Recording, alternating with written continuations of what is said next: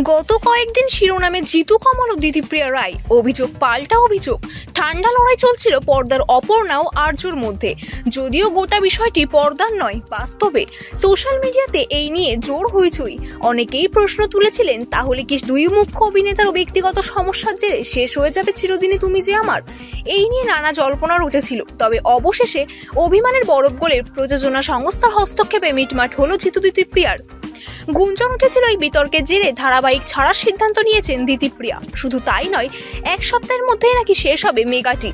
এরই মধ্যে শুক্রবার সকালে জিতু একটি পোস্ট করেন সোশ্যাল মিডিয়াতে। অভিনেতা লেখেন, ময়দান ছেড়ে ভীতু অসৎ মিথ্যেবাদীরা পালিয়ে যায়। আমি পালানোর মানুষ নই।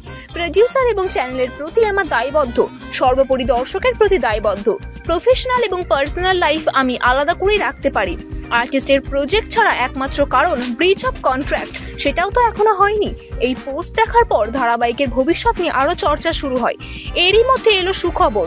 এদিন সন্ধ্যাবেলা একে একে পোস্ট করলেন দুই অভিনেতা। প্রথমে দিতিপ্রিয়া লেখেন, প্রোডাকশন হাউসের সহযোগিতায় আমার সহ অভিনেতার সঙ্গে যে ভুল বোঝাবুঝি ছিল তা মিটিয়ে নিলাম। এরপর সেই পোস্টে শেয়ার করে জিতু লেখেন, আমার সহ অভিনেত্রী ছোট, আজও আমার স্নেহের পাত্রী। আমিও আর এসব মনে রাখলাম না।